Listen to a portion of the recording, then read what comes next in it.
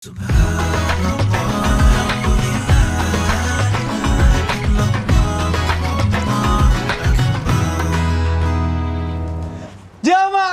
jamaah, alhamdulillah, masya Allah, alhamdulillah jamaah masih di Islam Itu Indah. Dan untuk jamaah yang baru bergabung, hari ini kita sedang membahas tema yang luar biasa. Temanya adalah anak-anak yang mengangkat derajat orang tuanya. Masya Allah, dari segmen tadi kita bahas nih bagaimana apa aja sih yang harus dilakukan oleh anak, terus juga orang tua juga bagaimana cara mendidik anak. Masya Allah, tadi ada masukan juga dari Abi, Masya Allah.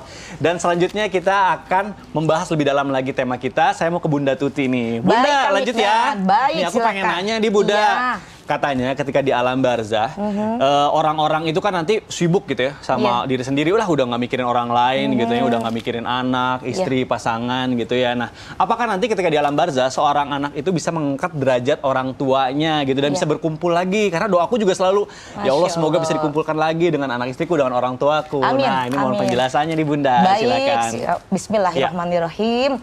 Allahumma sholli ala Sayyidina Muhammad wa ala ali Sayyidina Muhammad. Kita hidup di dunia ini atas kehendak Allah Subhanahu wa Ta'ala. Awalnya kita tidak ada di dunia ini, tetapi karena takdir Allah dan kita akan dijadikan sebagai anak dari rahim siapa, dari orang tua siapa, itu adalah hak Allah. Maka ketika kita lahir ke dunia ini, ada yang disebut dengan anak yang soleh, seperti yang dibahas hari ini, bagaimana agar kita menjadi anak yang bisa mengangkat derajat orang tua kita, baik di dunia maupun kelak di akhirat.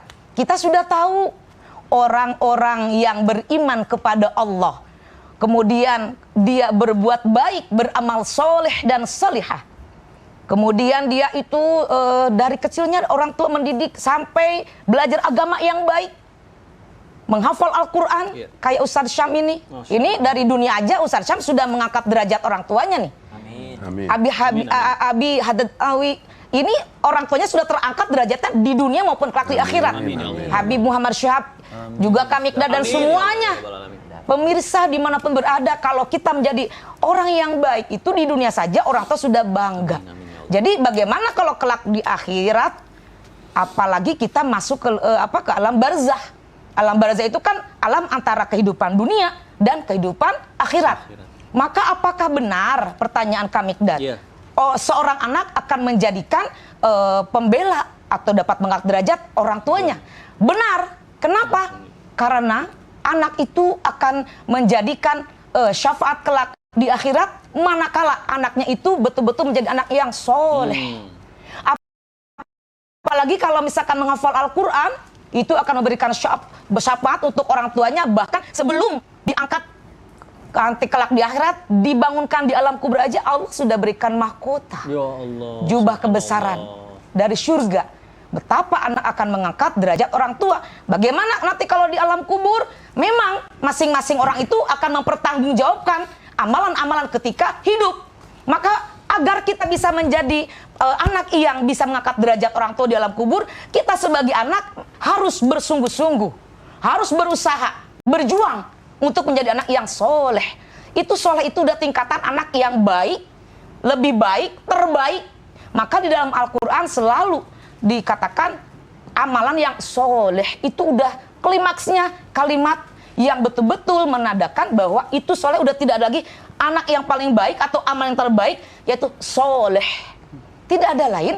Kita semenjak kita dilahirkan oleh orang tua, kemudian dididik oleh orang tua dengan baik, kalau di alam kubur kelak orang tua ingin bahagia, ketika orang tua sudah meninggal dunia, kita jangan sampai meninggalkan Allah, meninggalkan Rasulullah, meninggalkan Al-Quran, jauh dari Allah, jauh dari Rasulullah, jauh dari Al-Quran. Masya Allah, bagaimana kelak di alam kubur? Kalau kita menjadi anak yang durhaka, maka tidak mungkinlah kita akan bersama-sama membawa orang tua ke dalam surganya Allah. Karena ada anak mengangkat derajat orang tua, di akhirat itu ada orang tua juga mengangkat derajat anak, dan ada sama-sama semuanya diangkat derajatnya.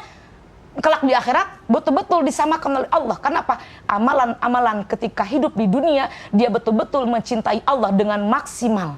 Karena tahu tujuan kelak di akhirat itu ingin apa? Mendapatkan ridho Allah Subhanahu wa Ta'ala. Bunda, terima kasih ya. Sama-sama, Masya Allah Kamikdad. penjelasannya. Baik, alhamdulillah, masya Allah jamaah Islam itu yang dirahmati Allah. Sekarang kita sedang bersama bintang tamu kita, Abi Haddad Alwi. Masya Allah tadi juga yang di segmen sebelumnya sudah membawakan kisah yang masya Allah luar biasa dari Wais Al-Qarni, dan sekarang katanya ada lagi kisah yang ingin dibawakan berkaitan dengan tema kita. Silakan Abi. Baik, Bismillahirrahmanirrahim. Pemirsa, saudaraku semua, dikisahkan ada seorang anak bermohon kepada ayahnya untuk diizinkan menuntut ilmu agama. Tetapi ayahnya tak segera mengizinkannya. Kata ayahnya, cari dan bawa kepadaku dulu apapun yang menurutmu kedudukannya lebih rendah dibandingkan dirimu. Jika kau berhasil, baru aku izinkan. Itu pesan ayahnya. Karena semangat tinggi yang dimiliki dan karena baktinya kepada kedua orang tuanya, maka anak itu dengan sabar berusaha memenuhi perintah ayahnya. Ia berusaha mencari apapun yang menurutnya lebih rendah dibandingkan dirinya. Sesuatu yang sebenarnya sangat mudah pikirnya. Ia segera berjalan menuju pasar. Di sana ia melihat seorang lelaki yang sedang berjalan terhuyung karena mabuk. Ia berpikir dirinya bukan pemabuk. Orang ini lebih rendah dibandingkan dirinya. Baru saja ia akan mendekati laki-laki itu dan mengajaknya untuk bertemu ayahnya, timbul pikiran di dalam dirinya. Bagaimana kalau saat lagi pemabuk itu bertobat? Bukankah orang bertobat kedudukannya tinggi dan dicintai Allah? Maka ia pun urung membawa orang itu ke ayahnya. Demikian seterusnya seharian itu, setiap menemukan peluang, ia selalu diingatkan oleh dirinya sendiri bahwa dirinya lah yang justru berpeluang memiliki kedudukan lebih rendah dibandingkan. Hingga dalam keadaan hampir putus asa, ia menemukan bangkai seekor anjing. Nah, ini mungkin yang lebih rendah dari diriku. Sudah anjing, bangkai pula pikirnya. Maka ia seret bangkai anjing itu menuju rumahnya. Tetapi lagi-lagi suara hatinya hadir kembali. Tahukah kau, manusia pendosa yang tak pernah bertobat kedudukannya lebih rendah dibandingkan bangkai hewan ini di mata Allah? Dan ia akhirnya menyerah. Ia letakkan bangkai anjing itu, ia berjalan pulang dengan gontai menemui ayahnya. Apa yang kau bawa? Tanya ayahnya. Tak satu pun, ayah. Tak ada satupun makhluk Allah yang kedudukannya lebih rendah dibandingkan diriku. Aku mungkin yang paling rendah di antara semua makhluk Allah, jawab anak itu. Sang ayah tersenyum bahagia mendengar jawaban itu. Sekarang kau boleh belajar. Ilmu tak akan bermanfaat bagi mereka yang merasa pintar dan lebih unggul. Kerendah hatian akan membuatmu menghargai semua hal dan tak pernah merasa jera untuk terus belajar, ucapnya sambil mengelus kepala anak itu. Saudaraku, pemirsa Islam itu indah, yang dicintai Allah dan Rasulullah. Dua pelajaran yang dapat kita petik dari kisah ini.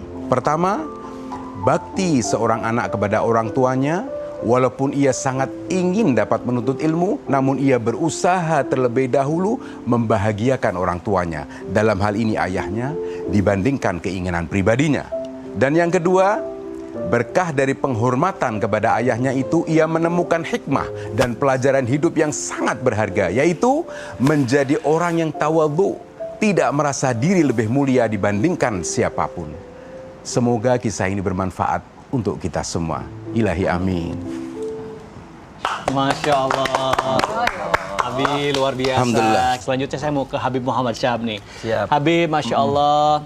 Bib, izin bertanya Bib. Gak semua orang beruntung gitu ya, orang tuanya masih ada. Banyak juga yang sudah ditinggalkan duluan oleh orang tuanya. Bener gak sih Bib? Anak-anak yang bisa mengangkat derajat orang tuanya meskipun katanya orang tuanya mohon maaf udah gak ada gitu Bib. Apa nyampe gak sih doanya gitu? Nah ini mohon penjelasannya Bib, silakan. Baik. Ini sekalian menjawab, artinya ada juga yang mengatakan doa itu tidak sampai ke mayit. Iya.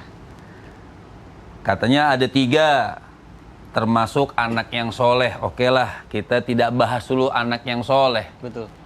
kita ada namanya sholat jenazah. Kalau memang doa secara umum tidak sampai kepada jenazah tersebut, buat apa ada yang namanya sholat jenazah? Sholat jenazah itu ada doa. Allahumma ghfir lahu warhamhu wa'afihi wa'fu anhu. Berarti itu mayit, itu jenazah, lagi sholat jenazah, kita doakan. Itu secara umum orang yang sholat kemudian mendoakan orang yang sudah meninggal dunia. Sebab kenapa? Kata Sayyidina Imam Ali bin Abi Thalib, beliau mengatakan an-nasu niyam fa idza matu intabahu. Dan Imam Ali bin Abi Thalib beliau mengatakan manusia itu hidup itu bagaikan mati, belum bangun. Kita ini bangun tapi belum bangun. Kapan bangun sesungguhnya? Kalau orang sudah meninggal dunia itu bangun sesungguhnya, baru nerima tuh doa-doa. Oh, tahu tuh bahwa doa itu sampai. Apalagi doa dari seorang anak buat orang tuanya. Doa anak buat orang tua ini Masya Allah diijabah oleh Allah Subhanahu wa ta'ala. Misalnya mau itu anak bertaubat, mau itu anak belum bertaubat, ketika ada waktul ijabah, kan adanya waktul ijabah. Yang masalahnya yang hebat itu ada waktu-waktu, misalnya antara maghrib dan isya, kan ketika dia belum bertaubat, tapi ada namanya inkisarul gulub. Apa inkisarul gulub? Ketika hati dia lagi hancur pada saat itu, lagi nangis di hadapan Allah, kemudian dia ingat orang tuanya, dia doakan orang tuanya, Allah maghfir li walidayya. Ya Allah, ampunkan kedua orang tuaku, ampunkan ayahku, ampunkan ibuku. Mau dia sudah bertaubat atau belum bertaubat, ketika waktu ijabah dari Allah Subhanahu wa ta'ala lewat depan dia, maka doanya diijabah oleh Allah Subhanahu wa ta'ala. Banyak cerita yang tadi sudah kita sampaikan, banyak orang tua yang diluaskan oleh Allah Subhanahu wa ta'ala kuburannya. Berkat apa? Berkat daripada doa anaknya.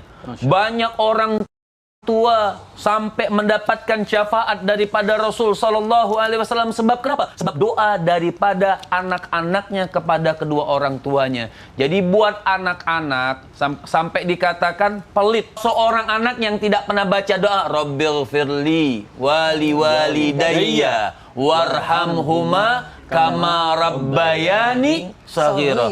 Ya Allah, Rabbighfirli wali walidayya. Ya Allah, ampunkan diriku. Waktu dia minta ampun buat dirinya, secara tidak langsung dia bertaubat. Betul.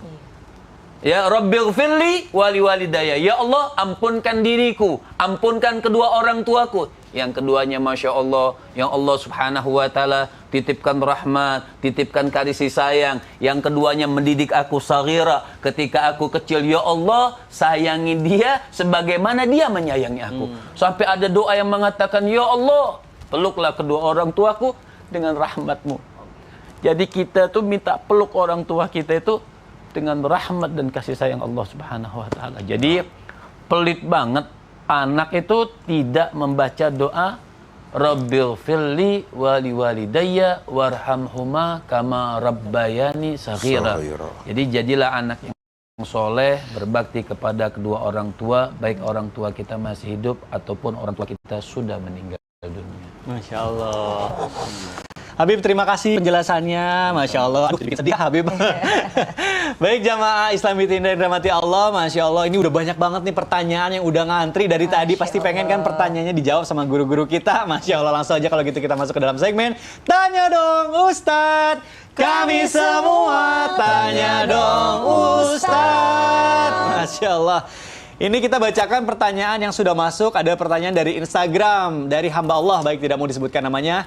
Assalamualaikum Ustadz, Ustazah. Waalaikumsalam warahmatullahi wabarakatuh. Saya ingin tanya nih, apa hukumnya orang tua yang tidak adil kepada anak dan menantunya?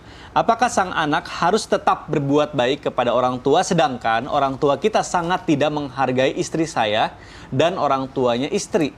Padahal orang tua saya dikatakan orang yang tidak pernah meninggalkan sholat. Apakah yang harus saya lakukan ya Ustadz? Tolong samarkan nama saya. Baik, mungkin ini pertanyaannya akan dijawab aja langsung sama Ustadz. Kalian curhat. Silakan guru. Izin. Abiyatus Alfinas Fikdan, Unda Tuti serta guru-guru kami yang akan Allah Subhanahu wa ta'ala. Yang pertama, kita ini sebagai manusia mesti harus senantiasa belajar, menuntut ilmu disertai dengan cinta tadi, subhanallah, dan niat karena Allah Subhanahu wa taala. Kenapa kita mesti menuntut ilmu? Karena kalau kita nggak menuntut ilmu, kita sampai mati nggak ngerti adil itu apa. Kan banyak orang tua menuntut adil lah, adil. Padahal adil itu bukan sama rata. Adil itu adalah menempatkan sesuatu pada tempatnya. Selama-lamanya orang tua lebih mulia daripada mertua. Orang tua kedudukannya lebih tinggi dibandingkan mertua bagi anak laki-laki. Karena dia adalah ibunya, dia adalah ayahnya. Mertuanya ini adalah orang tua daripada pasangannya. Maka dia mesti memuliakannya sebagai orang tua daripada pasangannya. Seperti itu. Tapi derajatnya tetap lebih tinggi orang tua yang melahirkannya, lebih tinggi orang tua yang telah membesarkannya. Berarti orang tua dan mertua ini beda kedudukannya. Sama tadi pertanyaannya, orang tua saya tidak adil dengan anak dan mantunya. Anak dan mantu beda tentu saja. Pasti ada perbedaan di sana porsinya. Maksudnya adil di sini bukan disamaratakan, tapi ditempatkan sesuatu pada tempatnya. Untuk anakku yang ini, untuk menantuku yang ini. Makanya dalam Al-Quran itu disebutkan masalah keluarga ini namanya mu'asyarah. Wa'ashiruhunna bil ma'ruf. Mu'asyarah bil ma'ruf, kita mempergauli dengan pergaulan yang ma'ruf, yang arafah, yang tinggi. Maka subhanallah semuanya bisa dikomunikasikan kembali. Kemudian pertanyaan kedua, masih bisakah seorang anak mengangkat derajat orang tua walaupun orang tua zalim terhadap diri kita dan keluarga kita? Subhanallah, urusan zalimnya orang tua terhadap anaknya adalah urusannya dengan Allah Subhanahu wa taala. Kadangkala ada kalimat seperti ini. Kadangkala menjauh itu bukan memutus silaturahmi, tapi justru malah menyambung silaturahmi. Ada orang menjaga jarak, justru itu cara dia menyambung silaturahmi. Karena kalau berdekatan terus, berantem terus. Buktinya apa? Buktinya apa? Seorang anak pun habis menikah disuruh diperintahkan keluar dari rumah orang tuanya. Apakah itu memutuskan silaturahmi sama orang tuanya? Karena dia harus punya rumah sendiri atau tinggal sendiri, hatta ngekos, hatta dia ngontrak ataupun tinggal di pinggir jalan, mesti dia keluar dari rumah orang tuanya. Apakah berarti dia tidak berbakti sama orang tuanya? Bukan tidak berbakti, justru itu cara dia menyambung silaturahmi dengan ibunya. Kapan dia serumah dengan ibunya, maka istri dan ibunya akan baku saing. Kenapa baku saing? Sama-sama ratu. Dua-duanya adalah ratu. Tidak mungkin ada dua ratu dalam satu istana. Mesti ada satu raja, satu ratu dalam satu istana. Satu nahkoda dalam satu kapal. Wallahu ta'ala. Terima kasih ya sudah dijawab, mudah-mudahan terjawab. Jamaah jangan kemana-mana, kita akan lanjutkan lagi. Nanti kita akan bacakan lagi pertanyaan dari jamaah. Tentunya di Islam itu indah. Jamaah, oh jamaah. Alhamdulillah. Subhanallah.